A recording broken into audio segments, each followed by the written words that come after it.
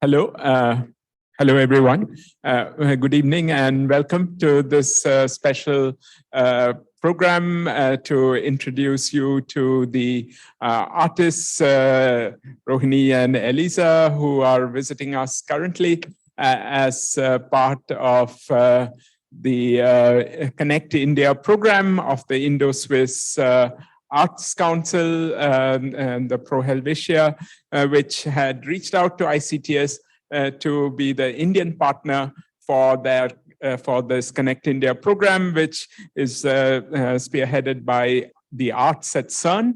So CERN in Switzerland has been taking this initiative to have artists visit and engage with scientists in different institutions around the world. I think the previous installment was with Africa, with South Africa, the Square Kilometer Array, and that again was based on an open call for proposals by artists, one from India and with one from, in that case, it was one from Africa and one from Switzerland selected. They spent several weeks in South Africa, then several weeks in CERN, and it was a fruitful program, and therefore they decided this time to try it with India. Next time it will be with South America. So it's a very innovative program, and here at ICTS we are very happy to be part of this initiative because I think it's a very healthy thing for us scientists to be engaging with people from other domains, the humanities, the arts, and social sciences. We have a number of activities along those lines. And this residency program, Rohini and Elisa are spending 4 weeks here. Unfortunately, we couldn't schedule it earlier, but nevertheless, I think many of you have met them, but we'll hear more about their work now. And so I'll give the stage over to Rohini first, and then Elisa tell a bit about themselves as well as their work. Thank you. Thank you so much, Professor Gopakumar. Thank you to Anupam. Thank you to ICTS for all your generosity. And for those of you who've taken the time to meet with me over the past 2 weeks, thank you so much. Thank you also to the Arts at CERN program, to Pro Helvetia. And I am looking forward to speaking to many more of you over the next couple of, days. Okay. If you don't mind, I'm just going to go through the half-hour talk, and then we'll take questions afterwards. So I'm going to jump right in because we don't have much time. I'm Rohini. I've trained as a painter and a printmaker, and my work includes video, sound, drawing, prints, and objects. And today I'm going to share 6 works which in some way or the other explore these twin frames of horror and wonder. So to give you a little bit of background, the same year that I joined the College of Art in Delhi, I also joined the Amateur Astronomers Association in New Delhi. And over the past 12 years, I've been working on a project which began as a kind of form of collective investigation. So it was stories, conversations, and histories which have come together in a slowly building chronicle of this group of almost obsessive people, whose lives have been transformed by the night sky. And as part of this research, I have traveled across the country with amateur astronomers, each trip focused on a stellar event or site. And as this work has developed, I've become increasingly conscious of the role of observation, the observer, the field, the site in my work. And I found these modes very useful when thinking about the relationships between the human and the non-human. And in 2016, I was invited to be an artist in residence at a museum in Kansas. So I took the opportunity to interview storm chasers. And I was interested in what these two very, very different groups of people, one so sort of drawn to the night sky and the other to extreme weather, might tell us about how we make sense of the world. So the obvious link between an amateur astronomer and a storm chaser would seem to be a sort of shared experience of the infinite, of the transcendent, reclaiming a lost sense of awe, a sense that they're part of something greater. What is distinct, of course, as all of you will know, is understanding and perception of time. So astronomers draw comfort from the unchangeable nature of what they observe, but storm chasers both expect but also dread the uncertainty and the mutability that is central to extreme weather. But maybe what actually truly separates them is the experience of terror. So almost without exception, every storm chaser I interviewed had had a deeply traumatic experience with a tornado as a child, which resulted either in a burning desire to try and control and understand this phenomena for future prediction, or to come as close as possible to a childhood horror, almost to a suicidal degree. So to me, it feels like, or it feels like there is a clear link, through all of this. The images that we see, the stories that we read and write and share literally define how we see and understand the world. So for me, in my work, this brings up several questions. How do we construct the environment? How does the environment in turn construct us? What is the position of the observer, the amateur astronomer, the storm chaser, the artist? How do we place our processes and our methodologies within the frame of the vast and varied histories of observation, of making sense, of reading, of recording the Earth and the universe of which we are a part, all the while being aware of our own position and the limitations therein. So what I'm going to do is share 3 works within this frame of wonder. And many of you may already recognize this. This is the amazing Gauri-Bignur Decameter Radio Telescope Array, which is not far from Bangalore. And this, of course, is run jointly by the RRI and IIA. And I went here in 2014 with an amateur astronomer. And I was struck by just the physicality of these amazing telescopes. The older ones, which you see running overhead, and the newer radio heliographs are in the corner over there. So the work that emerged out of this site is called Atmospheres. And this is a single channel film. And I'm just going to let it play in the background while I tell you a little bit about it. So this is a 7-minute film. And the work is basically, a sort of an offering, if you like, or an alternative perspective of the blue marble. That one iconic image which was taken by the crew of Apollo 17 on its way to the moon on December 7th, 1972. It is one of the most reproduced images in history. And at the end of the 1960s, it replaced the mushroom cloud as a kind of global icon of the post-war, post-Cold War period. So this view of Earth, right, from space was an event of historical importance. It transformed our consciousness. It made us think about the Earth's ecosystem as a single planetary unit.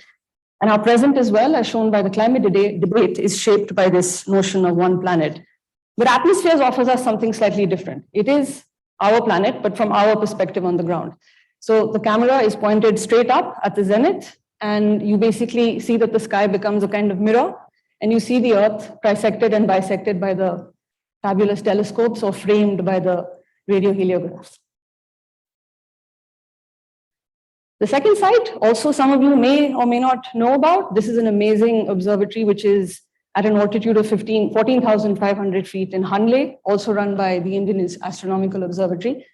And I went here again with a group of amateur astronomers. And of course, it's like a place of pilgrimage for amateurs and professionals alike, because it's far away from the dust, it's far away from most pollution. And interestingly enough, as of last year, Hanle has also become India's first dark sky reserve, which is absolutely amazing. The idea that actually we can think about the night sky or a dark sky as something that should be protected. So what was the work? So the work, because I was just, the work is a 7-channel film, which is projected against a particular drawing, a quadrant of space. The idea was that when I went to Hanle, I was so struck by how incredibly mythic the landscape is, but also how weirdly chimeric these kinds of telescopes become. They're like one thing, this is not the telescope, this is me drawing on the wall, but this is the work. It is a 7-channel film, which is projected onto the wall drawing. So the drawing is about 27 feet by 25 feet, always done on site and destroyed afterwards.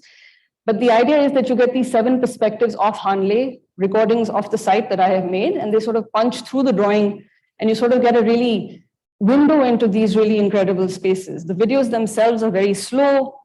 All you see is the light shifting across the landscape or raindrops falling on the monitor. So it feels like man is implicated more by, what he left behind. And as you can see, there's also drawing with like metallic paint. So I'm interested also in how like video and drawing interact on a surface. So that's also something that is what I do with a lot of the work.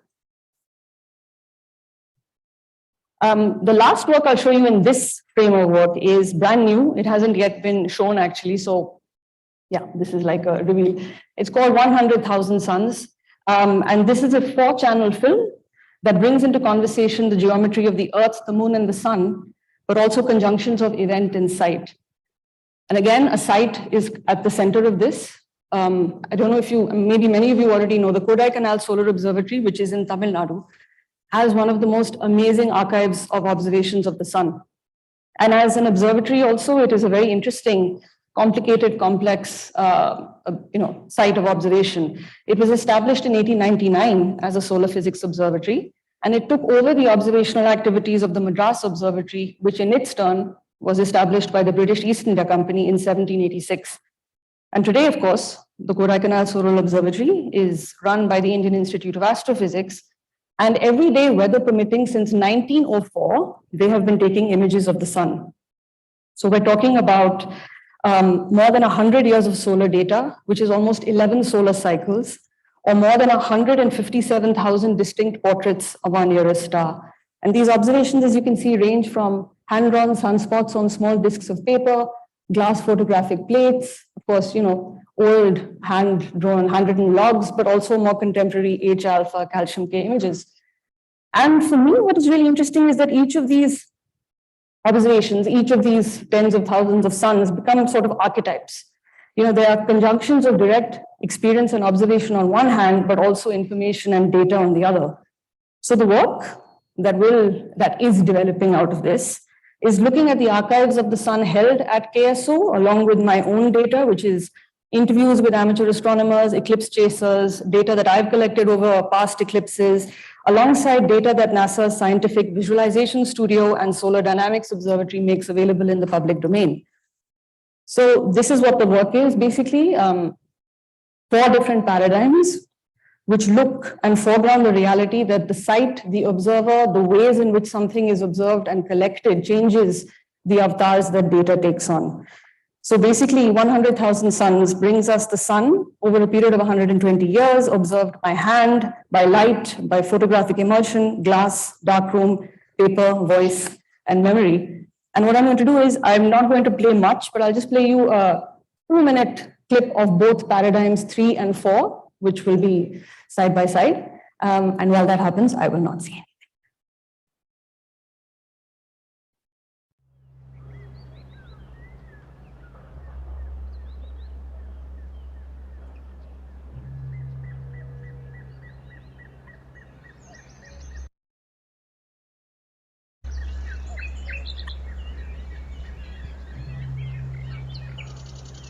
Yeah, I don't know if you can read the text.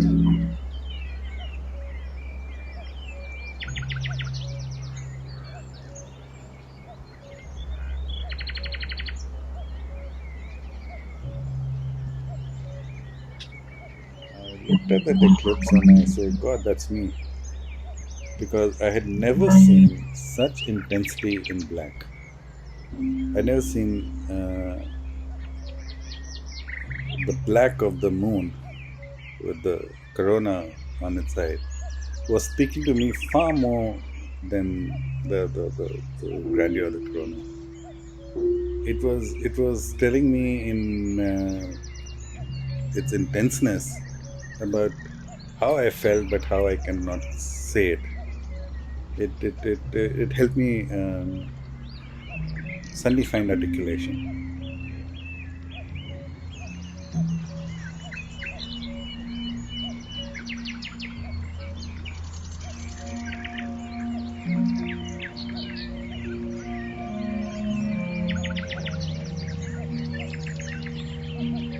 And realized that what was happening out there in the immediate cosmos was actually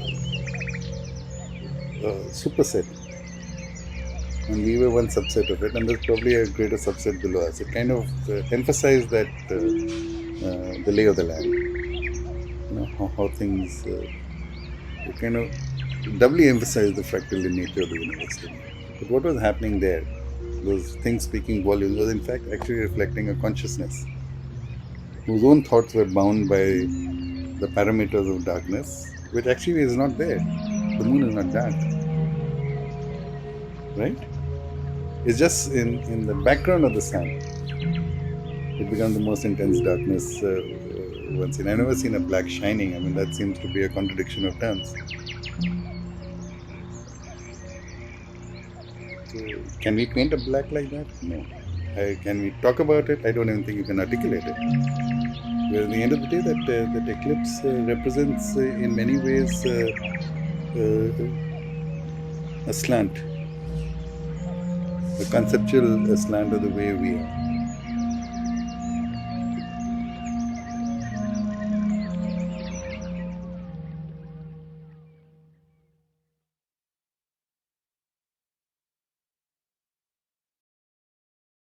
Now to switch frames slightly, I'm going to read from an article by a fabulous historian of science, Lorraine Gaston, and her article is Wonder and the Ends of Inquiry. Modern wonder, like many of the traditional passions, has faded from the saturated hues of blood red and lapis lazuli blue to baby pink and blue. Wonder, horror, and terror constitute a trio of passions that are unusual in at least three respects. First, all three contain a distinctly cognitive component. In order to feel horror, terror, or wonder, one must first register an anomaly. These are the observant passions, which pick out the extraordinary against the background of the ordinary. Second, although all three deserve to be called vehement with respect to their intensity, they are not single-minded. The perceived anomalies that trigger wonder or horror or terror are so far beyond the usual range of experience that doubt vies with recognition in the mind. These are the I can't believe my eyes passions, which split the self into skeptic and believer. Third, and most important for my purposes, the anomalies that evoke this trio of passions are violations of order. They are the passions of the unnatural. Horror, terror, and wonder are triggered when a major disruption of order, whether natural or moral or both, is registered as such. An act of perception and judgment that presumes some acquaintance with the particular sort of orderliness that has been reached, that, as the phrase goes, something is not right. Subterranean connections bind the passions of the unnatural to each other. So, if wonder thrives on uncertainty, as Sarah Ahmed said in the first slide we saw at the beginning, then the speculative or horror thrives on the improbable. That moment when the unexpected comes in and forces you to pay attention, turning something on its head, right? Asking the question, what if? And when you ask a question like that, it immediately takes you towards more complicated questions and about what we might expect from human, planet, relationships, gender, artificial intelligence, etc. So this brings me to the next body of research, which among many things has something in common with a series of books by a speculative author whose name is Jeff Vandermeer, specifically a series called the Southern Reach Trilogy, of which 2 pages from book 1 are on the screen in front of you. This has actually been made into a film, which is also on Netflix, which some of you may have seen. But essentially, his entire trilogy is a spectacular work of eco-horror, where the natural world is both simultaneously under threat and threatening. And the plot begins, as with many other works in the sci-fi genre, with a seeming first contact encounter, except that this encounter is with an entire landscape, a zone called Area X, the boundaries of which are marked not by a border, but by a shimmer, which keeps expanding. And this shimmer has a strangely, and we later discover horrifyingly refractive prismatic effect on everything down to the DNA within its reach. So in her article for the New York Times on horror and climate change, Naomi Booth says, and I quote, "The first book of the trilogy, Annihilation, is narrated by a biologist on a mission to explore the area. She records her initial impressions of an abandoned landscape, including a low, powerful moaning audible at dusk. Her team discovers a structure in the earth, an inverted tower. The biologist is lowered into it. There is a smell like rotting honey. The walls are covered with words. The writing system of some kind of fruiting body. She hears a heartbeat. The structure turns out to be a living organism, a horror show of beauty and biodiversity. The biologist leans in close and is sprayed with golden spores, infected." So Vandermeer is at the forefront of writing what people have called the new weird or the ecological weird, etc., because ecology is weird. And a real awareness of what is happening requires a realization of this weirdness, which might well be uncomfortable and frightening.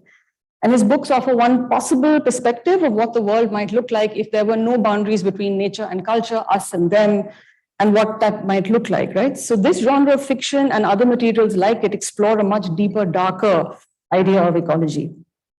So the 3 works that I'm going to show you now are basically drawing on this and other ideas about this kind of deeper, darker ecology, if you like. What you're looking at here, this is Genetic Drift. It's a series of 3 very large works which are printed either on vinyl, on the wall, on canvas, or on paper.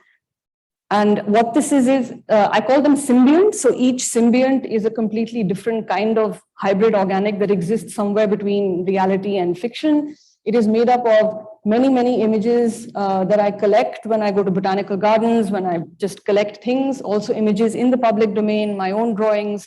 And as you can see, whenever I install the work, there is always contamination or proliferation on other surfaces that go all over the place. But I'm interested really in this idea of a sort of active landscape, a nature that looks back at you, a terrain that is somewhere behind the eyes, a nature that is simultaneously uncanny, sort of seductive, but also threatening. So each of these, as I said, some of them, like the base for this work is much more pitcher plants and snakes. The one before this was wasps and other things. So before we go into the last two works, I just need to tell you a little bit about the material because it is equally strange and amazing. So many of you may know already what video feedback is. Video feedback is basically the acoustic, the video equivalent of acoustic feedback, right? So when you have a speaker and you put it near, you have a mic, you put it near a speaker, you get feedback. If you put a camera and you plug it into a TV, exactly the same thing happens. If you put mirrors at right angles to the TV, then you basically can set up your own IFS or a system that allows you to create and generate fractals. So this image over here, this video, is basically an example of very basic video feedback. This is me just holding a camera pointed at its own output. And if you move the camera, then you can generate amazing exercises in, sort of morphology. And a circle will become a square, will become a pentagon, will become a star. But as with the mirrors, when you do that, then even cooler things happen. And then you start to generate behavior that mimics what happens in the real world, right? So you see plant forms, tree forms, snowflakes, all that kind of stuff. And these are all still frames, but this is all moving behavior, which is very embodied. So if my hand doesn't do anything, this will not do anything. So what do I do with this? Basically, I shoot a whole lot of footage. I then dump it, I chop it up, and then I layer it in, I use Adobe Premiere. So basically, one work might have as many as 200 layers of video. So it's a bit like a backward jigsaw puzzle. You take pieces of moving video and then you build things with it, right? So this is an example of a work. So this piece is called Hopeful Monsters. And this is a video and a print installation. And here the work was really looking at the idea of generating or creating alternative kinds of taxonomies, the focus of which was mutation, right? So each of these cabinets houses a distinct biological order. So for instance, there are dragonflies, there are butterflies, there are beetles, there are bugs, and each of these is drawn with lines of video feedback. So I'm just going to let it play so you get a sense of it. So this is cabinets 5 and 6. And I'm interested really in these insects because, as I'm sure many of you know, most of for instance, butterflies, right? You have almost 18,000 species that are distinguishable on the basis of their wing pattern. So it's the perfect place to begin to understand morphology. So what you're looking at here is the base of all of these is a still image of a bug that is in the public domain. Each thing that you see moving is layers of video feedback. So the idea is also that within one cabinet, you will see that it's the same kind of wing pattern which is distributed across the species. I mean, I'm not trying to create, you know what I mean? This is speculative. It is metaphoric. Yeah. And then included with the work is a large map, if you like, where you see all 140 organics. And then when you go up close to this work, which is also printed at scale, so this is how large the print is, then you can actually see how wings are shared across, sort of species. And I'll end with just the most recent work, which is with video feedback. This is called Glasshouse Deep, and it was commissioned by the Busan Biennale for the Sea Art Festival. And I did this in collaboration with scientists at the Korean Institute of Ocean Science and Technology.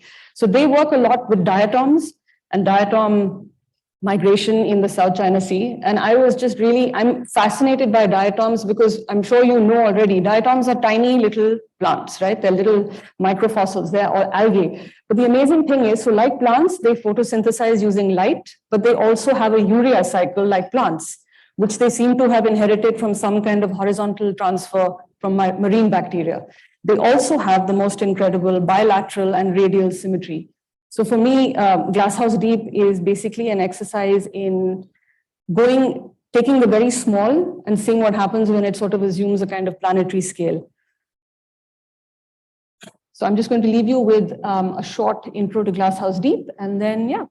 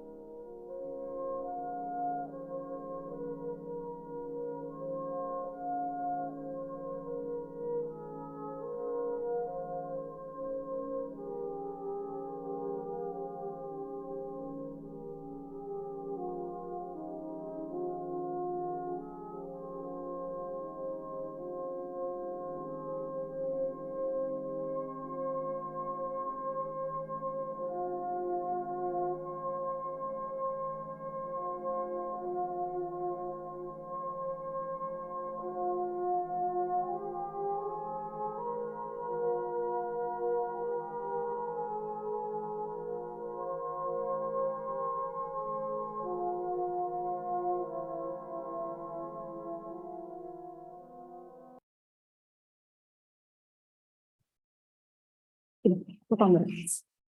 So, 10 Thank you, minutes of Rohini, questions. for the wonderful presentation. If there are any questions, then you may Comments, ask. thoughts, questions. Participants in the Zoom can type in their questions if they have any questions. So the last one, in some ways, I guess, had resonances with the very first one, with in terms of Yeah. do you see was it a conscious thing to have like the microcosmos and some sense? Yeah, it's something I keep Macro. visiting again and again, I think. And then also what happened with the Glasshouse Deep is, well, I was thinking about, glass house, but in the deep, also what happens is it ended up becoming a lot about light as a central protagonist. So it's a 10-minute film. So light becomes, of course, the reason that diatoms are also able to photosynthesize, but they're also called the jewels of the sea. There's also this lovely thing of light with video feedback, but then light also becomes quite spectral in this work. So there's also trajectories of sort of, you telescope in, you telescope out. I do that actually with, many pieces. Even with 100,000 suns, I'll often have a drawing, but I'll overlay it with maybe data that NASA has made available. So depending on what frame you choose to look at, you're suddenly, zooming in and out. You know what I mean? Yeah, but that's absolutely true. Yeah. Yeah, and I meant also sort of conceptually that it's like a whole universe Exactly. in there, and just like the Yep. sky up there. So yeah, it's like a map. It's very similar to, if you meant the first work, was that Paths Unknown or atmospheres? Yeah, absolutely. And the eclipse. Yep, And, so how did you photograph you took these images, you said? So they gave me the images. Okay. And then I have basically animated them and I've overlaid them with layers of video feedback. So they are taken with microscopes. Yeah, exactly.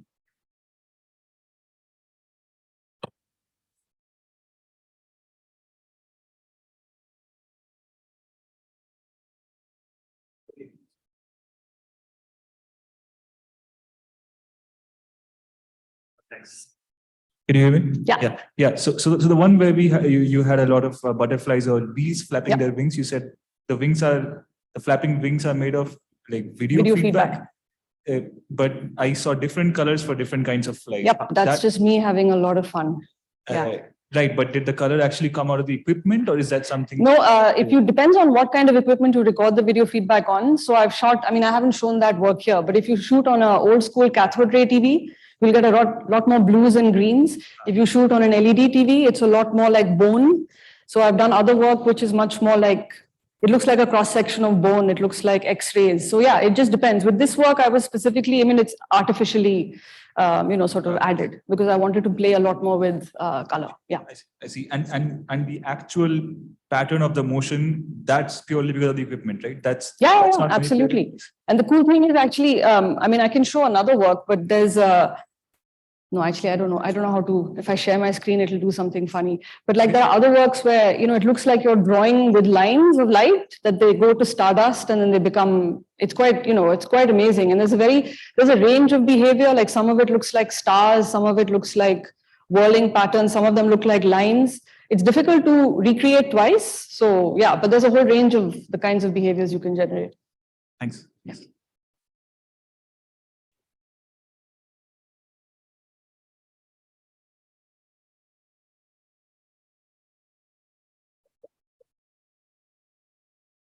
Yeah. And just about the medium of video feedback with which I wasn't familiar, does it depend a lot on the subjective equipment you use, in the sense that, if you used a different camera, would it be that the kind of output you'd get be different? Because when with audio feedback, for instance, you're driving the system into some regime where it's not really meant to be used, right? So is it really, is there a systematic technique to doing and producing images with video feedback, or is it just that, you have a system and it can produce a lot of very chaotic things and one tries to find something which is nice and beautiful out of it? Or is there a more systematic method to this? Because it might depend a lot on the medium. It's a bit of both, I would say. It's a lot like printmaking, actually, weirdly enough, because I don't know, if you're familiar with printmaking, which is, so printmaking is basically where you work with either a metal plate, a screen, or a stone. And then you can make multiple copies of the same image with that, right?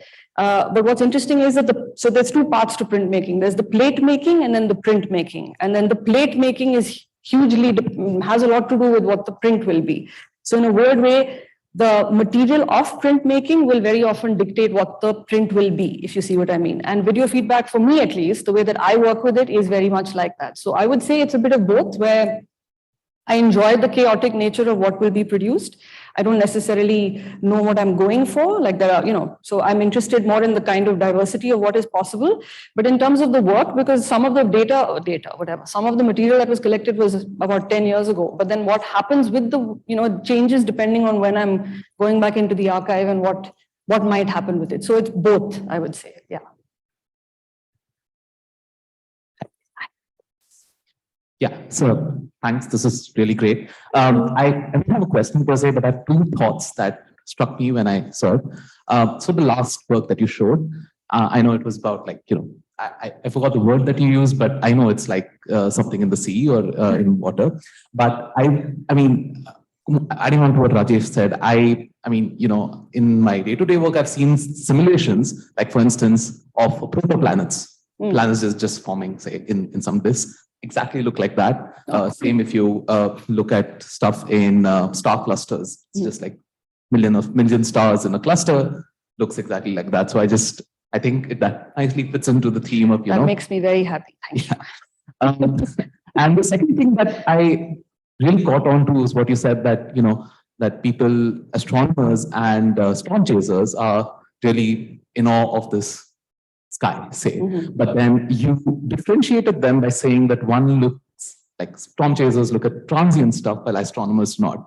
I am a transient astronomer, and I realized that I should edit that text after spending 3 weeks here. Yeah, yeah. It's just that, but even through your work, even through the art about the sun. Sun itself is like we think of the sun as being there all the time and so on, but I mean, we know now that the sun is also ever changing, like for instance, the solar weather prediction and stuff like that, which is extremely important and stuff. So yeah, I mean, these are two thoughts that came to me and I just want to share. You're quite right. One should maybe clarify that by saying the scale of transformation. Yeah.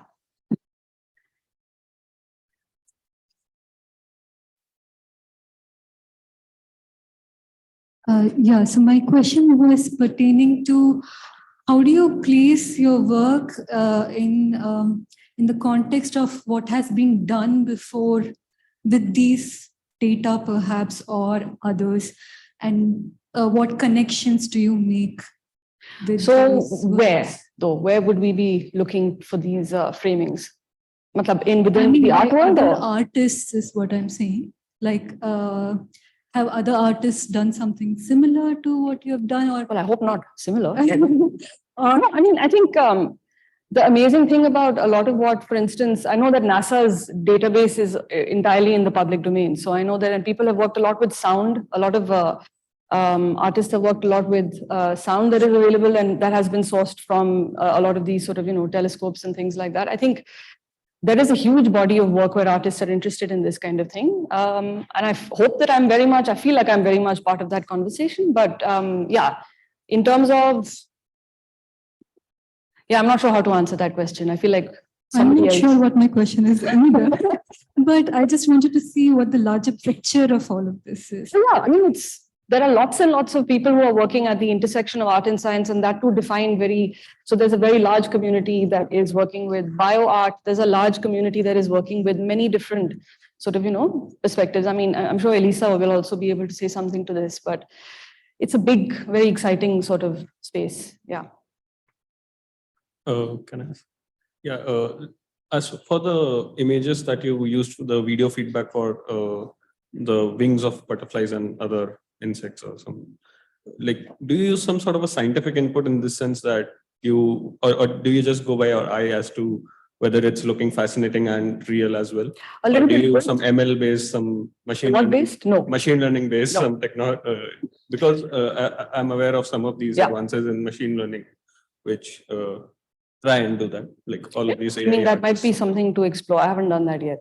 Yeah. So you go by your eye in some? Yeah, a little bit of that, but I also go by, as I said, the base of those images are also huge archives of actual insects that are the images of insects that exist in the public domain, plus the reading that I do about how I think morphology works or how it works when it comes to genetics and insects and bugs. So I try and do a little bit of both. Yeah. Thank you. Good question. Okay.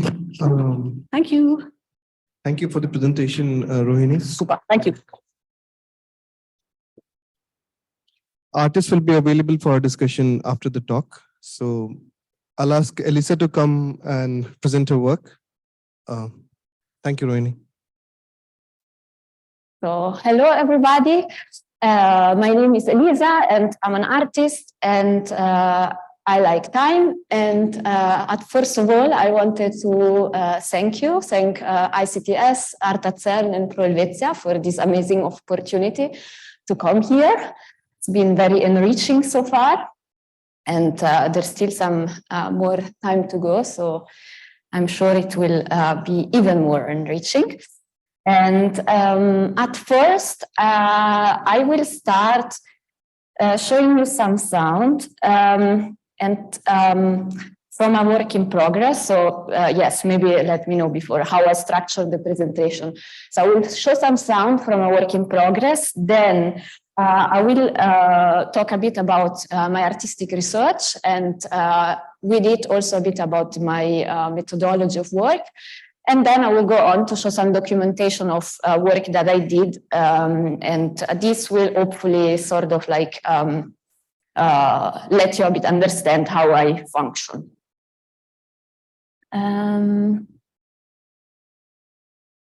This. So now I have to switch this off, right? Yes, sir.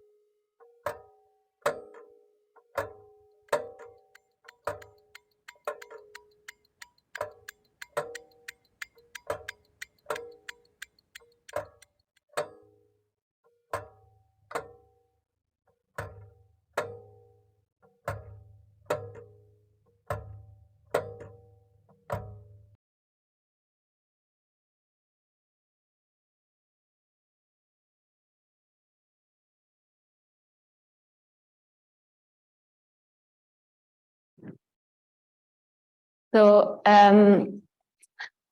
this is a sketch of a work that I've been producing over the past months a bit. It's basically let's say, call it a music composition, which titled Poème du TikTok. And I collaborated with a museum of clocks and watches in Switzerland, in La Chaux-de-Fonds, and they let me record with contact microphone a series of timepieces in the beginning of the like very old one, like Nuremberg thing there, and more recent one. And generally, when I give a presentation about work, there's also some work hanging around me. So it's a bit of a first time that I'm presenting art from there. And so I thought, even though the sketch is not very much how I imagine the thing to become, because it will be a multi-channel thing where sounds go around and it is possible to experience the history of the clock in a bit of a different setup than a museum. I thought it is still nice to have this,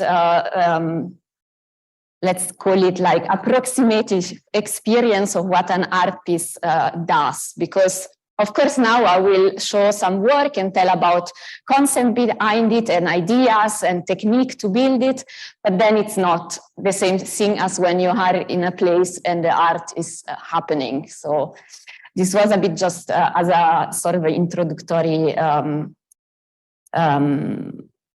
thing. And actually I can use this. I was really looking forward to use this.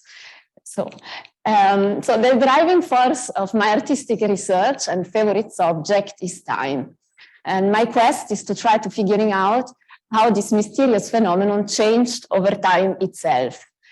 And rather than wondering if it exists or if it is an illusion, I decided to include all possibilities of its manifestation by acknowledging the fact that even if time is a mental construct or an emotion, it doesn't mean that it doesn't exist.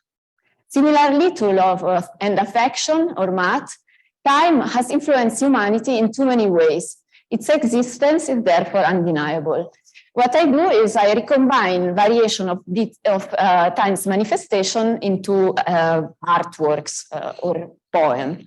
And this act of recombining is, I think, yes, it's an important act, because when I have to speak a bit also about my research, which go in every direction.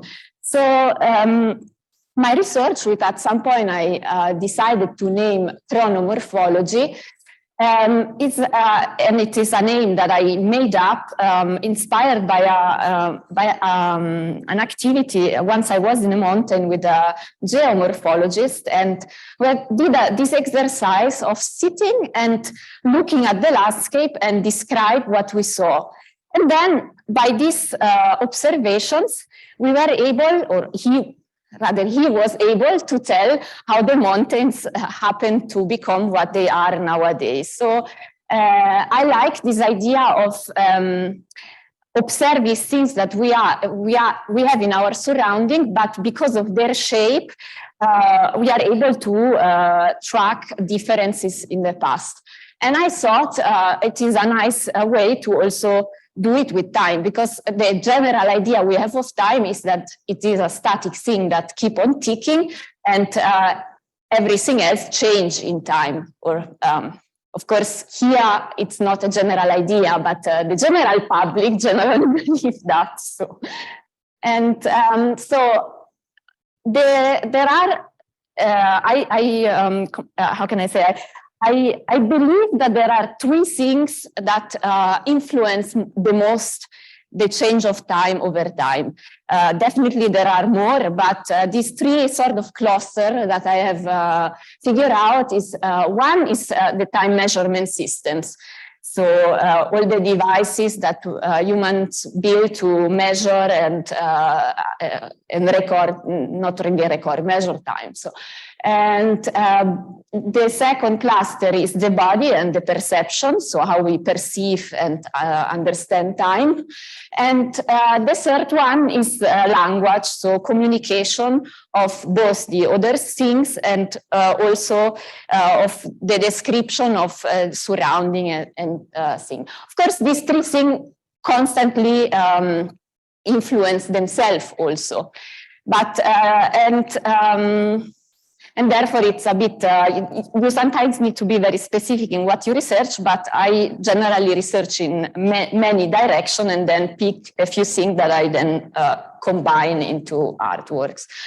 This work that we see here is called temporal clusters, and it is a work that I developed a few years ago, which was trying to maybe have maybe show this process of recombination and of facts and concepts. And the analogy to the pictures of the universe that we see is a bit like, because we know that everything moves in the universe. And in my head also everything moves. So I like the idea to give it a little bit of a movement, even though they are static watercolor. And also the fact that these constellations is because constellations are made up. So we decide to draw lines between stars and galaxies because it's a comfortable way of mapping, but then they're not always the same. In the past, there were different constellations in accordance to which location on the Earth things were. So now I will go a bit more into the other works that I developed and that are a bit more related to the time measurement system. So what we see are two works, oops. This one is a timepiece all the time of the world, is a disc, a blue disc that rotates slowly on itself. It rotates with in the duration of the sidereal of the day of the world. So the rotation is, which is a bit shorter than 24 hours. So of course we don't see it because the dial doesn't have any signs on it, and we have to imagine it to happen. And the second work is a clock called Timepiece Beginning. It's a stroboscopic clock that deals a bit with this idea, when does the day start? Of course, now we are all used that it starts at midnight, but if you think midnight is a very weird moment to start a day because we cannot really see it. So in the past, there were other moments in the day that were used to start the day. And I discovered that in Italy, for instance, I think until 200 years ago, more or less, the day would start at sunset. And the Babylonians started their day at sunrise. And both systems also had a day of 24 hours. So I thought it is interesting to interlace this temporal signature, and they they pulse very quickly. So it's a part, if you do some movement with your hair, you cannot really read the time. It's more of a stroboscopic layering of those. This work, Time is the Mysterious Island, which is this one, is a sundial that works in the night. Basically, I was invited to create a piece for this wall, and it is in the region where I come from, where we have many sundials. I was very happy to have a wall for me, and I wanted to make a sundial, and then I discovered that the wall faces north. And in the northern hemisphere, if a wall faces north, you might have luck and you might be able to show time for 1-2 hours at evening, but it's not the best solution. So I came up with the idea of translating the time of the other part of the world and from the southern hemisphere, because in the southern hemisphere, what you want to build a sundial is a wall facing north. And when I was looking for a location that I could map to my sundial, I discovered this island, which inspired the novel by Jules Verne. It's an island that was recorded in many official atlases over a long time, but if you look at satellite image from nowadays, it doesn't exist. And so I thought it was an interesting contrapositional thing to show a shadow with light from the other part of the world, and also from a place that actually don't exist. And so that it allows me to ask the question, what is time if there is no space? Or what is space if there is no time? This work is a bit different. System Scene 1.1.0 is a time system. So if you start to study a bit how time was measured, you discover that, well, it was not always measured in 24 hours, 60 minutes, 60 seconds, but people came up with plenty of ideas of how to divide the day. And so I thought I also want to make a time system. And in this case, the system divides the day also in 24 hours, but they are not linearly distributed. So what is needed to compute this system is, well, UTC, because it's very practical. UTC, if you have a timestamp and a location, you can calculate many events happening. And with it, you calculate sun rays and sunset, and then you have local moon. And then you divide the daylight duration and the nighttime duration by 12 and distribute it with a sinusoidal pattern. So you have short hours at noon and at midnight and long hour around the sunset and the sunrise. And these, of course, change all the time, especially if you're higher latitude, when the winter daylight is shorter than the summer daylight. At first, the piece was shown on a church, and I still think it's the best way to show the piece because church bells in Europe were sort of signal, temporal signal that was important for communal moments and temporal events.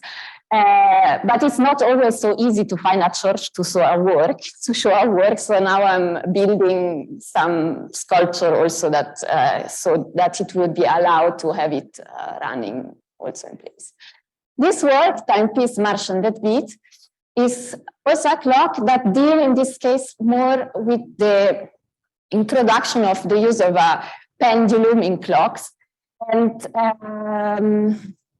in this case, so pendulum were important for the history of the clock because they allowed a clock to run way more precise, and probably since there are pendulum clock, they were also we also started to use them for scientific purposes.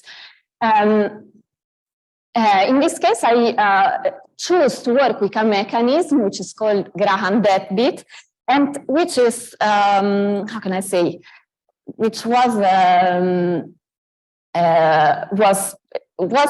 pretty good in precision because it lost less than 1 second a day in the measurement. And also it has a characteristic. It is a palette and a wheel. And when it stop and release the wheel, it makes a slightly different sound on the right and on the left. And it is believed that it is because of it that people started to say that clocks tick-tocks. So I liked this anecdote.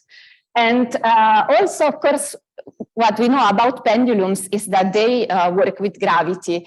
So I like the idea of imagining what does it happen if we put a clock on Mars, where gravity is lower and therefore a pendulum would move slower. Will time change? So what I did was to build the clock to tick in the second tact if it would work mechanically on Earth, but then put a motor behind the pendulum, simulate the pendulum movement, and have it swing as if it would be on Mars. So much for the timepieces. And now there's another work which I will talk about a bit. At some point, I came across a theory that were developed about 1,000 years ago by some theologians in the Arabic world about time being, about reality being atomistic. So they believed that reality was created by the interaction of many particles that would recombine at every instant, and that we would perceive reality as continuous just because because of God's compassionate consistency. And back then, when I discovered that, I really liked it because it was a very different approach to imagine reality. Of course, I didn't know about quantum mechanics and all of this. And so I decided to start explore it a bit.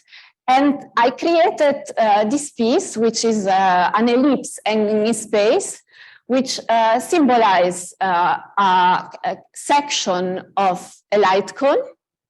And also that inside has this 20-meter LED that are pulsating various temporal units derived from this other temporal system that were in use in the past. So I also call a bit the ellipse an archive of archaeological time units, and they pulsate steadily in their read. What's interesting is that even though it's just 7 units, the brain, our brain, which want to look for regularity everywhere, cannot find any. And what happens is that we start imagining that the pattern that they are pulsating is, I don't know, some algorithm that's crazy, or and that's very often what's asked when I show this work is, what did you illustrate with it? No, it's just like very steadily ongoing. And also, this effect is stronger when you play sounds. And we decided, together with a colleague, to develop a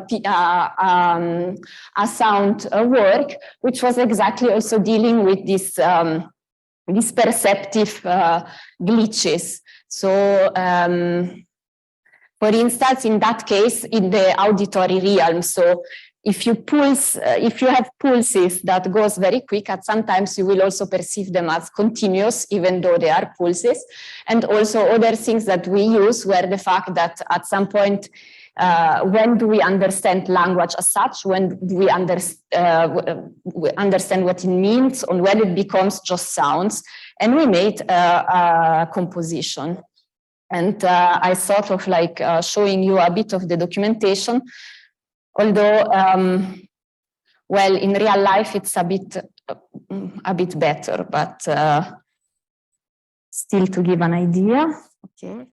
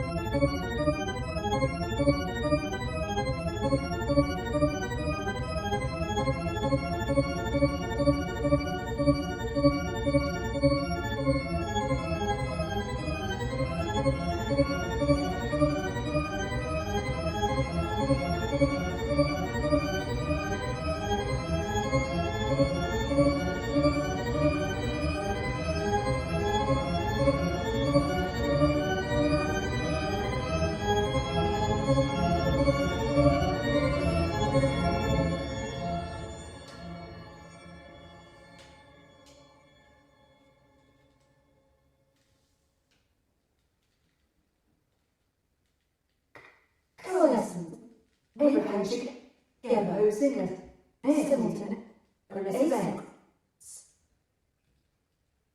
Coalescent. We patch together. Simultaneous, asynchronous. Everything together, composing it, anti-coalescent. We patch together. Everything simultaneous, composing asynchronous, anti-coalescent. Coalescent. We patch together. Simultaneous. Everything together. Composing it. Anti-coalescent.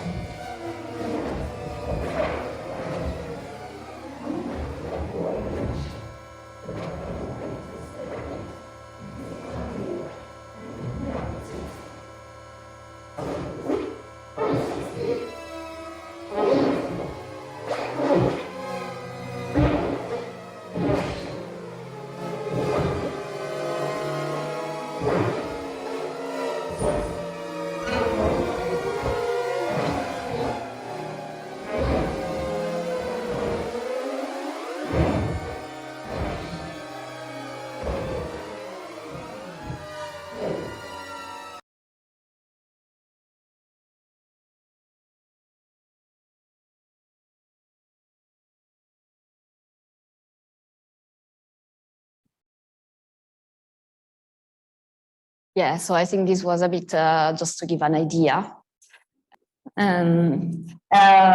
Okay, maybe I can just end up with just another thing that's absolutely, yes, I can.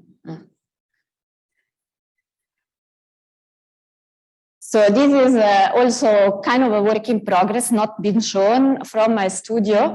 And it's basically a display which uses persistence of vision to, what I wanted to do with it is to also keep on exploring this idea of reality being either continuous or discrete.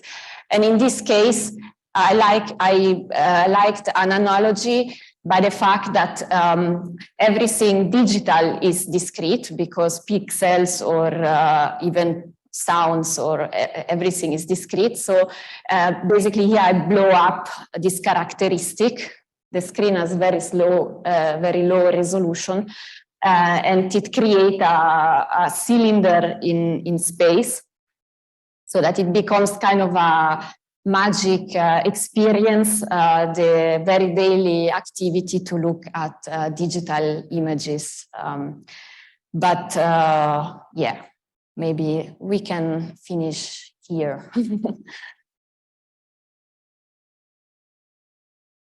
So.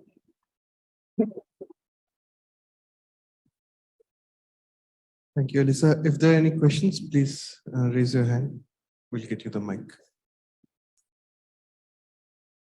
Could you elaborate a little bit on how you went about making that slice of the light cone, the last one that you showed, and what the significance of the whole thing is?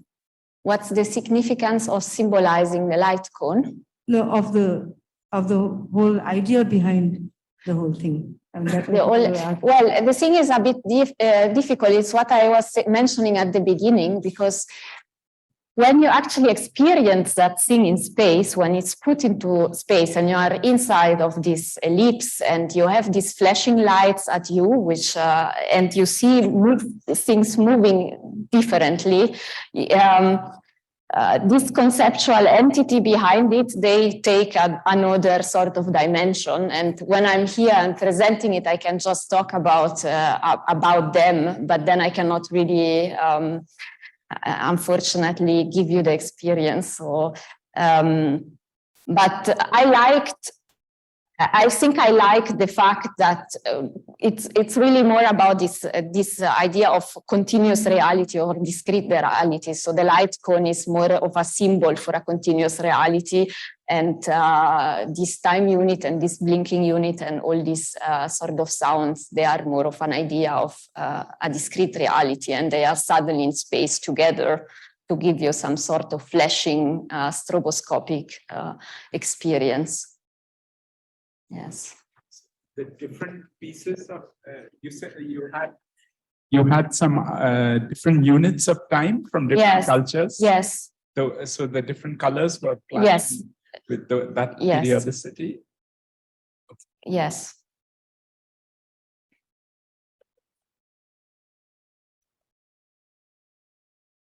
I just had a comment about one of the slides. Yes. In which you showed the different units that were used. Oh. The one with the Nimisha and Prana. Yes, the times unit, yeah. Yeah, that's right. I was just struck by the fact that the Indian notion of time relates to biological functions like the blink of an eye and a breath, whereas the other ones have to do with astronomical things like a day. I mean, Yes. just as comment. Yeah, it's a good comment. Although I must say, I'm not even really sure. Although their sources are scientifically researched, but the Indian part is just an internet website. So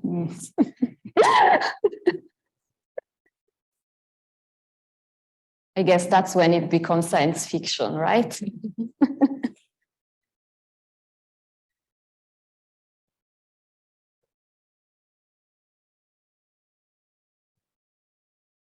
Thanks a lot for the talk. So in the last movie that you showed with the ellipse, where you had exactly this one different units of time. So did you also do something for the sound? I mean, was the sound mapped onto? No, it's no mapping, but the brain is an amazing machine. So there's no mapping, but you map it. So when you're inside and sounds is going, the beats is increasing in the frequency, then you believe that the whole thing is going much quicker than, in fact, it's still all the time doing the same, but auditory and visual perception glitches. So it's to trick the visual perception in some sense. It's to trick perception in some sense. Yeah, or maybe it's like, yeah. I mean, I don't know if it is, if that's the purpose, but definitely it's also a part of it.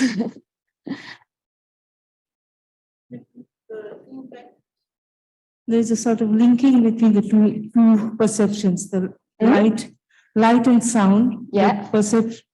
The perception of that reality. Yeah. They sort of merge together in that some sense. There's a interlinking of the perception. Yes. Yeah. In fact, this is just a stray comment. In some poets do write things of this kind. Like, for example, Tagore has to quote Tagore, he writes about a veena made out of light. Okay. Veena is a musical instrument.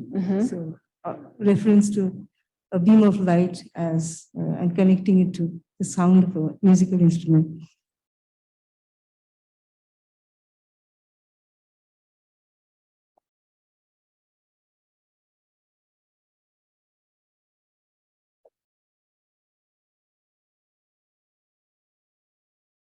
Hello. In your slides, you showed us an example of an aperiodic time system that you made, the sinusoidal. Yes, you want to correct it? No. No, okay. I was just curious. Just waiting for somebody to correct my math. I was just curious if there are any historical examples of such aperiodic time systems, maybe. More example? Yeah, maybe. Is there any historical example? Yeah. There are plenty. Like, I mean, the seconds that are blinking in the ellipse, they are all extracted from that. Now I I don't really know the exact number, but for instance, in ancient China, they would divide the day in 12 hours, not 24. Then the hours were also divided, and the division of the hours were in accordance to the emperor. So they changed the emperor, changed the division of time. And they had similar thing in Japan. Yes, also in Europe. I mean, sundials, also like this fact with China and Japan, they were actually astronomical units. So they were used rather for astronomy observation and not like by the people.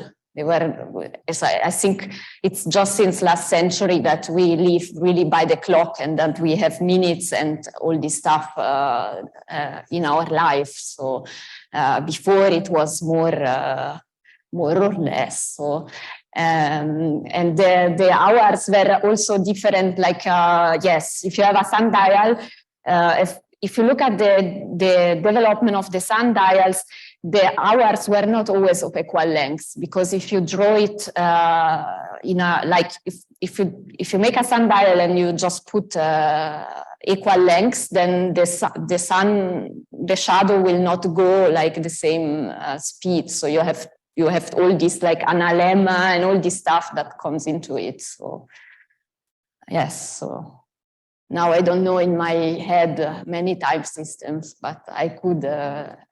If you're interested, I could look in my PDFs collection.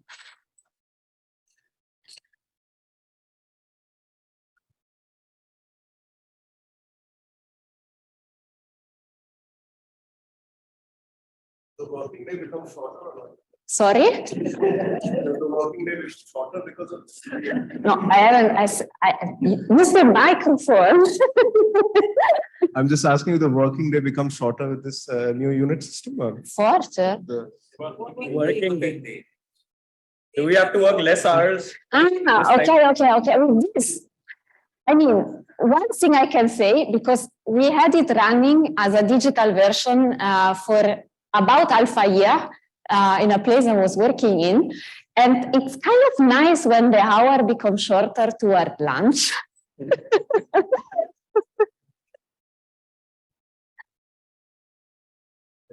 I have a question. So this perception of light and sound together, I mean, for the exhibit, how do the kids react to it and versus adults? Is there some difference, or, I mean?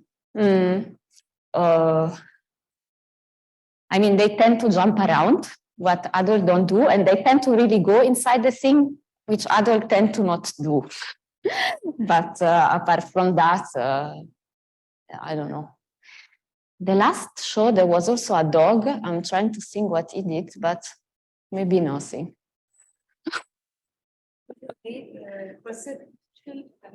Frequency perception is different for a dog versus... Okay, yeah, probably. The range that they can hear versus what we can hear. Yeah, in China, there were also timepieces that work with incense. So measuring time by incense. I haven't explored that yet, but might be interesting.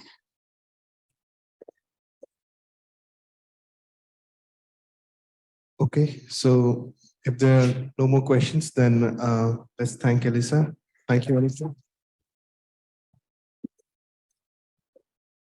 So thank you, Elisa and Rohini, for the talk. Outside, we have tea and coffee, and you can have some more conversations with the artist.